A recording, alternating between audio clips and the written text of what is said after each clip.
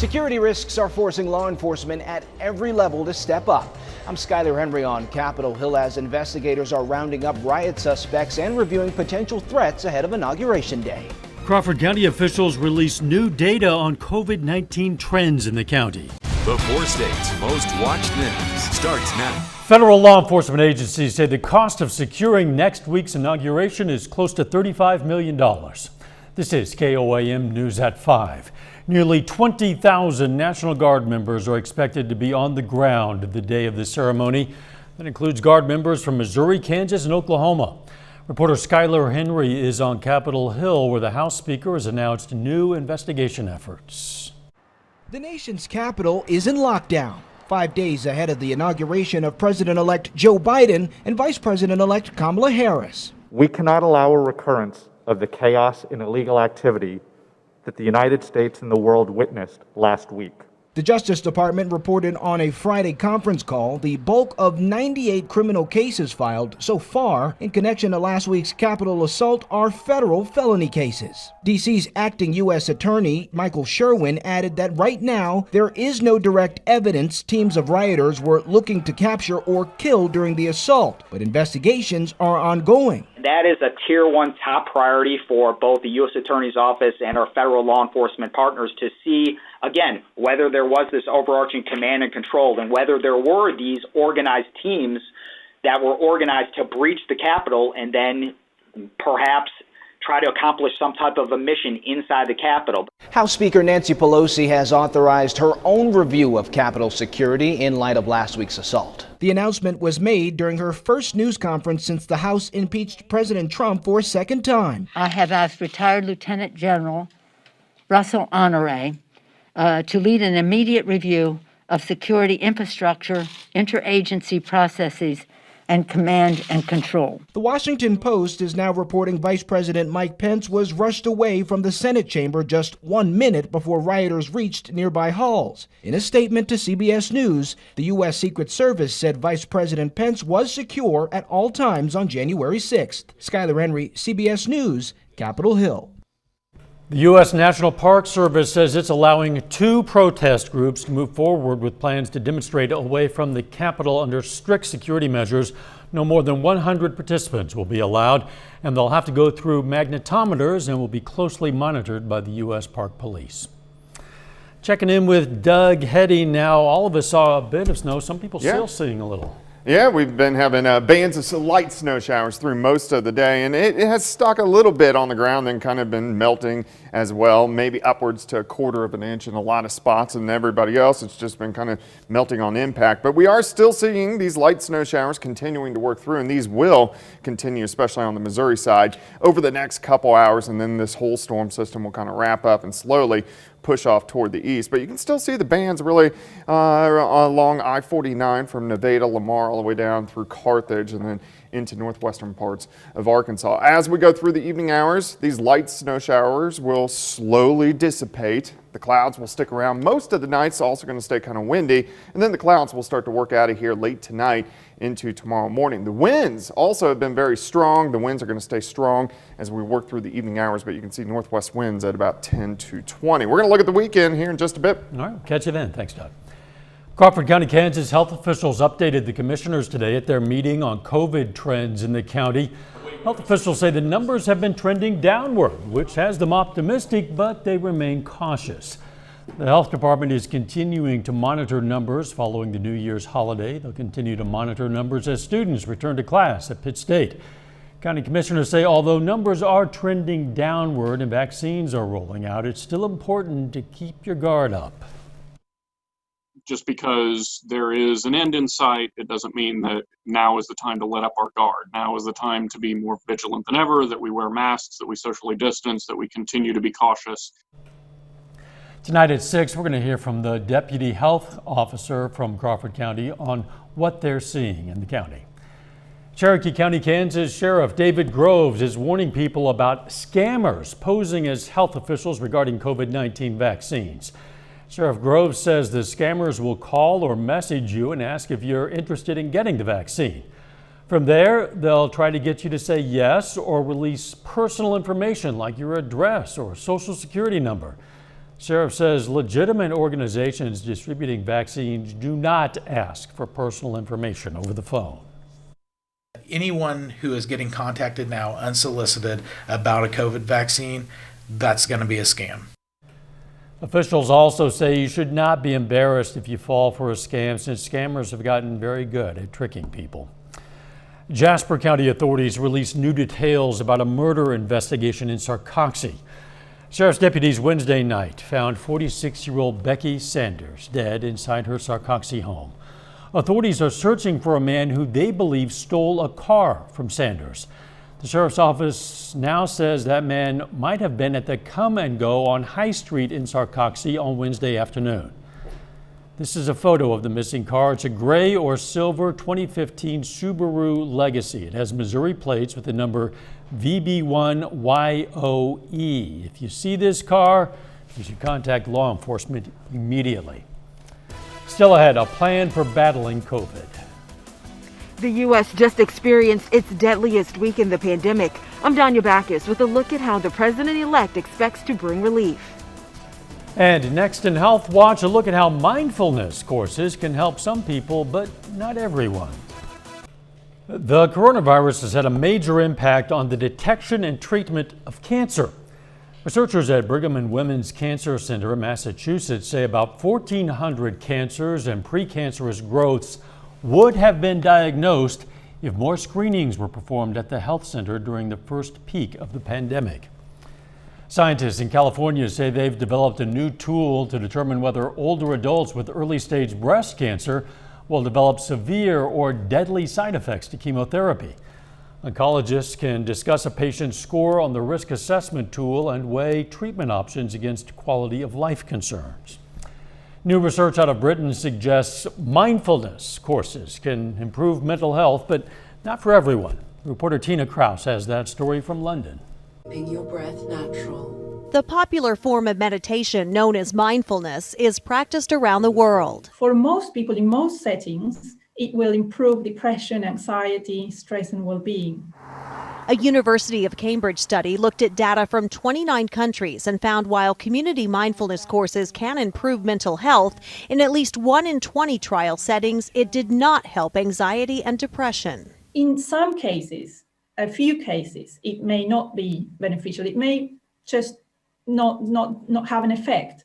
Researchers followed almost 12,000 participants, including in the U.S. Most were women who took part in classes at work or college. They found mindfulness, compared with doing nothing, boosted mental health.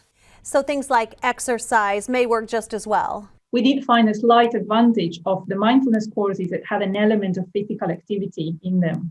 Right, 10 seconds. British body coach Joe Wicks says fitness and mindfulness work hand in hand.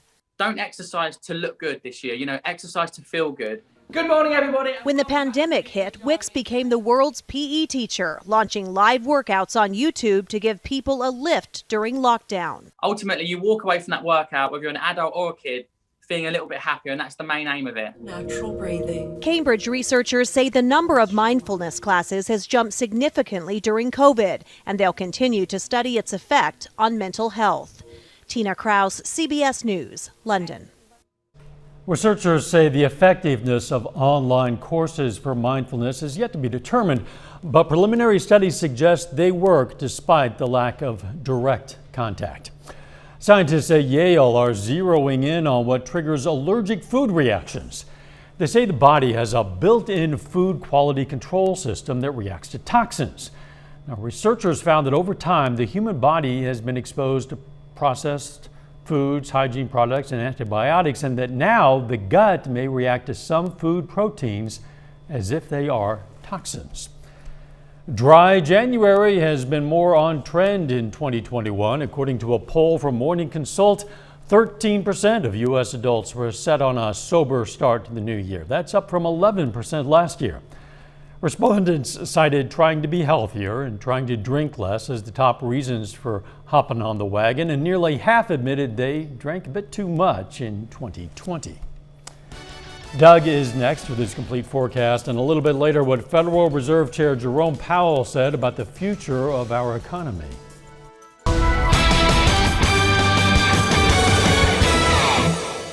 definitely turned out to be kind of a cold, nasty day for us today. The clouds, the periods of snow all day long, and then with the wind, of course, the snow's really just been kind of whipping around across the region.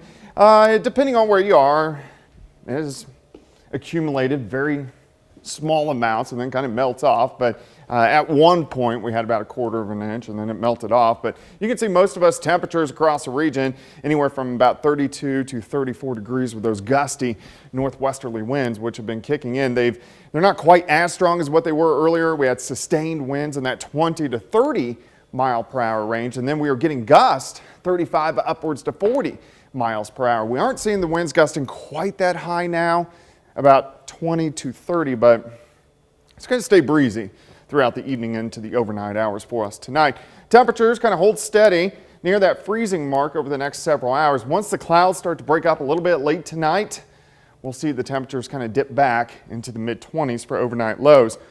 But you can see the bands of light snow continuing to work through all day long and then kind of tapering off on the Kansas side, but still going pretty good in southwestern parts of Missouri, especially from Nevada, Lamar, all the way down through the Joplin Metro, all the way down into northwestern Arkansas. So really all of I-49, a little spotty on the Oklahoma side, and then mainly just kind of fog and mist in southeastern Kansas. But these snow showers will slowly taper off, but they're still going to be around for the next several hours. I don't think we're going to have much of any issues on the roadways as it gets a little bit darker. And then this whole storm system will wrap up. You can see how big it is all the way through the Great Lakes and then back through the Central Plains. But this system will wrap up, head across the eastern seaboard, and then we look pretty good as we work into the next couple days. It's going to stay kind of cold, but our weather will improve by Saturday. Let's go through time. Here's 8 p.m., still some light little snow showers, and then maybe a few random flurries 10, 11 o'clock, and then all this is gone after midnight. We're still going to have a lot of clouds, but we'll start to get a little bit of clearing in here by the time we head into the morning hours. And I do think eventually we'll break out, see partly sunny skies by the time we head into Saturday afternoon. Temperatures a little bit warmer. We'll start at 25, so a cold start, 36 by noon. High temp of 41, northwesterly winds, still kind of breezy, but not as strong at about 10 to 15 for us as we head into tomorrow afternoon. Pretty much clear skies tomorrow night. Heading into Sunday, some clouds will start to increase. A weak little wave passes by just to our north and to our west. There may be a random shower, a random snow shower Sunday afternoon, but most of the weekend looks pretty good. If you're heading north for the Chiefs game, of course, they play the Browns. This is at 2:05. There are going to be a few random snow showers. It doesn't look like a big deal. Temperatures during the game, upper 30s to near 40 degrees during the afternoon.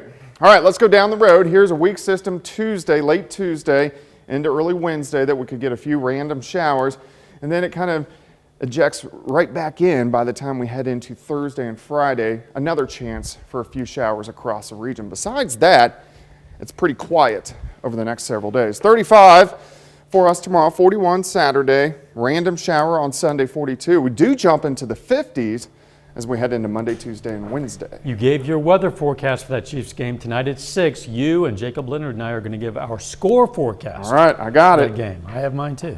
Thanks, Bob. Watered Gardens in Joplin renamed its thrift store. It's now the Garden Exchange. The Exchange is a place where people can donate new or gently used items which workers can earn through service. The new name was chosen by the workers of the former Watered Gardens. Asked for some names and kind of gave some ideas, and then we just kind of let it take off on its own. And then we had a team that kind of selected a few and had a vote and ended on Garden Exchange. The worker who came up with the name, the Garden Exchange, received a prize. Coming up, how President-elect Biden plans to provide relief to Americans during the pandemic. First, though, we honor a local veteran. Frank Peterson served in the Army National Guard from 1978 to 2000. His hometown, Fort Scott, Kansas. We salute Sergeant Frank Peterson, a four-state hero.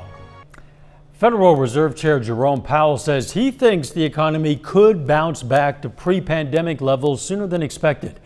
He expects more strength in the back half of 2021. Powell says the unprecedented level of government stimulus, along with aggressive monetary intervention, has likely buffered the nation from enduring long-term deep economic damage. Consumers cut back on spending again in December amid a rise in COVID-19 cases. According to the Commerce Department, retail sales fell 0.7% last month. That was worse than expected. The drop coincided with job losses hitting the labor market for the first time since the spring of 2020. A flaw in Amazon Ring's Neighbors app was exposing the exact location and home addresses of users who posted to the app. The app's supposed to act like a neighborhood watchdog, letting users anonymously alert residents of possible crime, but a bug was allowing others to pinpoint location data. According to TechCrunch, the company has patched that bug. The U.S. has just experienced its deadliest week in the coronavirus pandemic, with more than 23,000 reported deaths.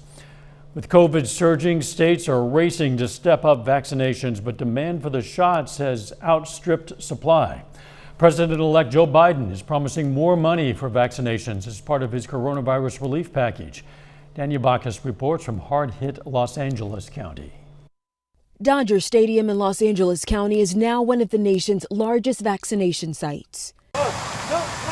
LA County added nearly 2,000 COVID deaths in 1 week.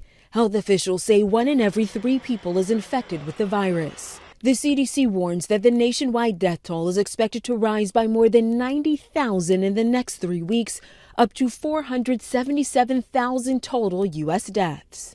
With the virus surging, officials are hoping this site here at Dodger Stadium will be able to handle up to 12,000 people per day, but vaccine supply remains an issue. Officials say New York City is on pace to run out of vaccine doses next week. That's the mathematical problem that the federal government created. We're going to make it open to 75 plus. We're going to make it open to 65 plus. And don't worry, we'll increase the supply because we're going to send you the second dose. Not true. President-elect Joe Biden unveiled his nearly $2 trillion plan to combat the pandemic and boost the economy. It includes $400 billion to deal with COVID-19, including more money for testing, assisting schools, and vaccinations. The vaccine rollout in the United States has been a dismal failure thus far. Biden's plan also includes $1,400 stimulus checks. Danya Bacchus, CBS News, Los Angeles. The latest data from the CDC shows that out of the more than 10 million people in the U.S. who've received vaccination so far, there have been about 350 reports of serious adverse events. Some people are planning a post-vaccine splurge.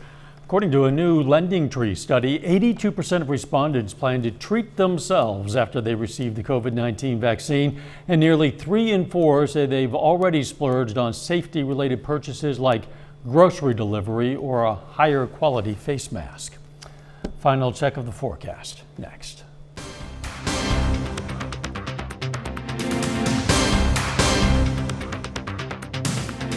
The CBS Evening News is next. Then on KOAM News at 6, we're going to hear more from Crawford County officials on COVID-19 trends in that county. Plus, how Joplin's Mercy Hospital is helping roll out the next step of Missouri's vaccine plan. And after our first round bye, the Chiefs gearing up for a playoff matchup with those Browns, which means it's time for another Minute with Mitch. Stay with us for the CBS Evening News and then KOAM News at 6. There's still some time to get your Mega Millions lottery ticket. The next drawing is tonight. Jackpot soared to $750 million after no one won on Tuesday. This is the second largest Mega Millions jackpot ever. The largest, that was $1.5 billion in 2018. And I know you have the winning ticket. You already purchased it. I've heard it before. Yeah. You have your winning Never ticket? works out that way. No, but maybe I'll get one this evening. All right. The weather. All right, still some snow showers sticking around throughout the evening hours. Little, if any, accumulation, but still be careful out there. And then we'll start to clear out later on tonight. 41 tomorrow, mostly cloudy on Sunday. Could get a random shower late, high of 43, and then back into the 50s by Monday. Thanks for joining us. CBS Evening News is next. Of course, we're going to be right back here for KOAM News at 6. See you then. Let's take care of ourselves and each other.